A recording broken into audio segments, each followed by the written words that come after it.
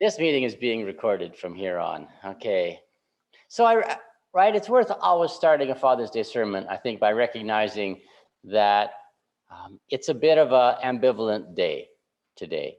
That it's, for those of you who had good fathers, it's a day of rejoicing and celebration. Of those of you who didn't, it's a much more difficult day. And for those of you who are struggling to figure out what it means to be a dad, right? And at the same time, while we celebrate Father's Day and this ideal of fatherhood, many of us in doing the work of trying to dismantle toxic patriarchy. So how do you celebrate Father's Day and dismantle toxic patriarchy at the same time? Not a small thing. Thank you, Axel. Right. Wes, could you move the screen? Move your camera so we can see your face. You move my camera. Oh, my face. I can't see my face either. Can you see my face now? Yeah. Yes. There we go. Thank you. Right. So for those of you watching from Virginia, yeah, this is the way tech goes, right? So anyway, right, part of my job, but part of just my personality is to say that whatever this thing is we're facing, we can probably find the answer somewhere in Jesus. That doesn't surprise anybody here. So let's go back to the story of Jesus and see if we can learn some things about both dismantling patriarchy and celebrating Father's Day. Jesus, of course, wasn't a father as far as we know. So, it's not direct, but we'll get there. For me, so much of this story is about the ordinariness of Jesus, right? That in some ways, of course, this is Jesus doing the big miracle, but Jesus, the character, appears very sort of plain here. Prior to this, so we're working our way through the Gospel of Matthew, and prior to this, in the Gospel of Matthew, Jesus has mostly been healing folks and calling disciples, right? And the purpose of that, I knew I had one of these around somewhere. The purpose of that is found in Mark chapter 3, verses 13 to 15. This is why he's doing what he's doing, right? Jesus went up to the hills and called to him those he wanted, and they came to him. He appointed 12, designated them apostles, that, here's what they're doing, that they might be with him, and that he might send them out to preach and to have authority to drive out demons. That's what he's trying to do, right? He's trying to do this teaching thing, right? And also the healing and driving out demons things. Now, until this point, Jesus has been doing fairly typical rabbi stuff. This is things that people at least wanted from their rabbis, if not expected. That healing was part of the job. For the pastors that I taught in Ghana, healing was part of their job, and preaching, right, and teaching, and bringing in disciples, and starting up the next generation of leaders, all just part of the job, right? And so, and the healing part of the healing, the purpose of healing was, of course, healing, and part of it was to demonstrate Jesus' authority. That, why should you listen to him? Well, look, he can heal. Probably means he has a better connection to God than the rest of us. Right? So all of this is part of the rabbi thing. And so Jesus starts to teach, but then he teaches in these parables, in these odd little stories about something he's calling the reign of God, this mysterious something that's out there and in here and coming and already present and inside of us, and all of these things, right? Sort of Jesus' picture of the way the world should, could, would be, is, if God's will would be done. So until this point in the story, Jesus' disciples know that he has a message and that he can heal. But this story is this story, Jesus does something new. Right? This is Jesus' first sort of nature miracle. This is Jesus' demonstration of larger power. And we can see that the disciples, right, aren't sure yet. Right? They don't know about this. Right? And Jesus is sleeping in the boat, and they're pretty sure he should be doing something, whether it's rowing or, bailing, right? Like, what do they expect? We have no idea. They say, "Teacher, don't you care if we drown?" Right? Grab a bucket, maybe. you know, but Jesus just sort of stands up and goes, shush, and then it does, right? And there's no, like, he doesn't stand up and reach toward the heaven, and then there's power crackling off his fingers, right? It's very just, yeah, quiet, and then it does. And he looks at his disciples and he goes, what? Right? It's all very calm. It's all very plain. One of the ways that I think these stories through is I try to imagine the movie. Right? If I was the director and I was trying to do this in a film, right? And we want to think beyond sort of typical Jesus movies, right? I mean, typical Jesus movies, the guys all have long hair, they're wearing dresses, and they talk in British accents, right? We don't want to do that. So let's do something, you know, like anime or Marvel, right? Let's do the Marvel. Let's put this in the Marvel universe. Now, you know, Deb and I have been sort of working our way through a lot of the Marvel Universe stuff recently, and I realize that not all of you do. But I thought I'd ask somebody who knows more. So I emailed Philip, and I said, Philip, you know, if this story was in the Marvel Universe, like, which Marvel character would you have play Jesus? Which Marvel character is Jesus the most like here? And he suggested Wolverine. Right now, I realize not all of you know your Marvel Universe well, so I asked Scott to find a picture of Wolverine. You got that for us, Scott? Right, there's Wolverine.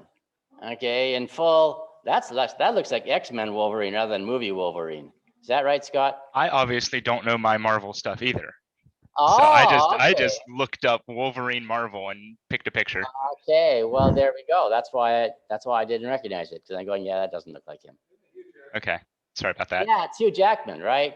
But anyway, right, you get the idea, right? And this is what Philip said. Philip said, right, that Wolverine is sort of stern and he's short, and like Jesus is sort of, you know, like, we don't know his tone of voice, right, when he's talking to his disciples, but he doesn't have a lot to say. He's really brief in a lot of his things, right? But Wolverine is also compassionate and caring, right? He's both incredibly human and, of course, you know, superhero at the same time. So this was Philip's idea. This would be the fake character he would choose. And Wolverine's also a superhero whose powers aren't apparent when he's not using them, right? So for those of you who are lost here, Wolverine's got these monstrous claws that come out of his arm. They're made of adamantium, which, you know, might be a play on adamant, or might be a play on Adam, right? On Adam, who knows, right? But anyway, right? But most of the time they're back in his arm, and so you can't see them. So he's just sort of an ordinary guy. And then all of a sudden something happens and whoosh, out come the claws, right? And in some ways Jesus is like that he's just sort of this ordinary guy, and then he says, quiet to the wind, and it does. And that's a bit of a surprise. Okay, so there you go, right? But, and here's where, you know, any analogy is going to break down, right? Because the reality is that if you're faced with a storm, you know, the claws aren't going to do much good, right? That having big, you know, metal claws coming out of your arm isn't very useful most of the time, right? I mean, you know. He's also invincible and immortal. Yeah, well, that helps too. Right. He's also invincible and immortal, right? Which certainly helps, right? But again, right, doesn't help anybody else in the boat, right? I mean, he can just like go to the bottom of the sea and walk home, right? But the rest of the people in the boat are going to go to the bottom of the sea and not walk home, right? And he can like stab the lightning with his claws, but so what? Right. Anyway, right. And interestingly enough, what Philip didn't choose was there is an actual Marvel character called Storm, who's a African princess, right? And she could have just also gone shush, and that would have happened. So anyway, you know, an interesting choice on his part, right? But what is to me most interesting about all of this is that none of the Marvel characters can share their powers. That in the Marvel universe, there are the superheroes, and then there's the rest of us, And the superheroes do superhero-y things, and the rest of us run away screaming or die. Those are sort of our two options. That's fair, yeah? Yeah, I think so, right? But sharing power is Jesus' main purpose. Like in our verses that we read, Jesus goes up, he calls disciples to him, and the first thing he does is send them out with power. Not send them out and say, well, good luck with this, right? But he gave them authority over evil spirits. He gave them authority over, oh, by the way, he says, go out and cast out evil spirits. Right? And again, for those of you who don't have a modern equivalent of this and you're trying to figure out what this has to do with anything, and I always often think about mental illness as a similar sort of thing. My wife disagrees, but that's okay. Right? What does she know? Right? Because, I mean, depression is this little voice inside of you that goes, you're not good enough, you're bad, right? And so many mental illness is just this little voice inside, not just, it is this little voice inside of you that's constantly saying evil things. And it'd be nice just to get rid of that voice, wouldn't it? Right? The anxiety that says, oh, you got to do more. Oh, there's more. Oh, there's more. Oh, don't. Right? And if you could get rid of that voice. Yeah. Right? Anyway. And Jesus, how do we think about these things? Because, you know, like makes such good stories, and then I can't. Right? I mean, I'd love to be able to go out there into this congregation and just sort of get rid of all of the evil spirits of depression and anxiety and right sadness and loneliness and loss, and just poof, they'd be gone. But right, still we are given something. It'd be so much easier, of course, to do a film of David. Right, the David story you read, that'd make a really easy film, right? You could pick your superhero there, the battles there, and they're bloody and they're direct, and you got, you know, Goliath's head there, right? So that'd make a great sort of visual kind of scene, right? And the women are doing their part. They're coming out and going, oh, David, you have such big muscles. Go, David, right? So they have their role. And you've got court intrigue going on. You got the bad old king, and then you've got David, who's got he's the new king in waiting, secret king in waiting. And you've got this friendship going on between the old king's son. So there's a little, you know, how's that going to work out? And then later on, you're going to have a marriage between the old king's daughter and David. So it gets even more complicated with the family stuff, right? So it's a nice, easy movie. And Jesus just sort of takes this whole paradigm and throws it on its head and says, no, I'm not going to be that kind of hero. I'm not going to be the flashy one. I'm not going to be the king who's sitting on his throne. I'm just going to be me. And I'm going to do miracles that most people aren't even going to notice. Right? The people in Rome had no idea that Jesus was doing miracles, and the people in China had no idea that Jesus was doing miracles, and the people in Africa, right, no idea. Just these quiet little things his disciples kind of noticed. Right?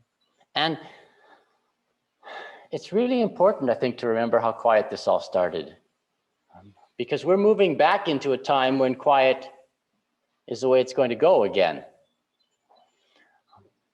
One of the things that I do to try to help myself sleep at night is to listen to a history podcast, because that, in my opinion, is the purpose of history, is to help people fall asleep. So I listened to a podcast called The History of Byzantium, and the narrator of The History of Byzantium talks about Constantine. And Constantine, of course, was the emperor who made Christianity the official religion of the Roman Empire. And he understood that as a failure in some significant ways, not because Constantine didn't do that, but because Constantine transformed Christianity from a religion from below, of just ordinary folks, of slaves and women and the poor, and a group that was focused on these people, to suddenly, right? A group that was focused on power and might and authority and, right, and became a hierarchy, and the people above told the people below what they were supposed to believe and do and think, right? And this was a, entirely secular historian who goes, yeah, this was a horrible thing for the church. Right? But all of this, right? All of this affects our picture of maleness. It affects our picture of what it means to be a father. So I've sort of condensed it to 3 possible messages for a father. The typical hero message for the father is, I can do this, right? So we guys, we can do stuff, right? If the women don't find you handsome, they should at least find you handy, right? To quote Red Green. And so we can fix this and we can do these things, and right, and then our kids learn to go, oh, daddy, you know so many things, right? And this is the male picture the picture of maleness and fatherhood we get from the Marvel universe, or from, let's face it, much of Western culture. The other picture, the second picture of fatherhood, is sort of the opposite. It's the you can do this picture of fatherhood, right? So you encourage the children and you encourage others to say, oh yeah, you can do this, you got this, right? And it's a big improvement. It's a big step forward to be able to take, this power of being able to do stuff, and you just hand it off. And you say, yes, you can do this. You can become independent. You can learn to do your own stuff. And like I said, that's a big step forward. But I don't think that's where we want to go. I think the ultimate message we want to get to is, we can do this together.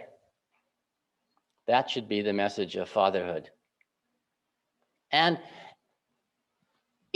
those of you who do this know how terribly inefficient that is. There are so many jobs where it's just so much easier to do it yourself. And there are so many jobs where, well, yeah, the kid can probably handle this, right? You go do that, and then I'll go do something else, and we'll get twice as many things done. And if you screw up, I'll come back and finish it later, right? But you do your thing, I'll do mine, right? And you get that message. But we can do this together is just going to take time, right? Because the kid is going to get lots of things wrong, and they're going to get distracted, and then they're going to do this over here, and then they're going to run away, and then I'm going to have to fix what they did, and then I'm going to have to get them back, and they're going to ask a million questions, half of which I don't know the answer to, and it's really bad, and it has, and then suddenly you get why is the sky blue in the middle? You get why is the sky blue in the middle of trying to do something practical. And that's hard. And that's what creates community. And that's what creates interdependence. And that's what creates people of God, right? And the worst thing is that you do this whole, we can do this thing together, and what do the kids want afterwards? More. Because they like to spend time with you, right? They're going to want more of this. And you don't have time for this, right? So it's much easier to do the first two. And I think Jesus went through that same transition. That Jesus started out going, well, I can heal and I can teach. We got this. And then he went very quickly to sending out his disciples. You can do this, right? And so you do your thing over there and I'll do my thing over here. We'll do the independent thing. But in the end, Jesus got to, we can do this together. Right? I will send you the Spirit. Lo, I am with you always, even to the end of the age. Right? Not you can do this by yourself, but we can do this together. Somehow at the end, God prefers time-consuming and inefficient. Right? Which is really annoying in a lot of ways. It'd be nice if God, lots of days, it'd be nice if God just came and fixed stuff. Doesn't happen. So we are stuck, I think, with a God who prefers the time-consuming and inefficient. And if this is God's way, then we should probably learn. So that's my Father's Day sermon for today. Hopefully something in there was the word of God. But we have a song now, right? And I don't have a bulletin with me. Oh, but I've got one here on my lap. No, go my children. Thank you, Scott.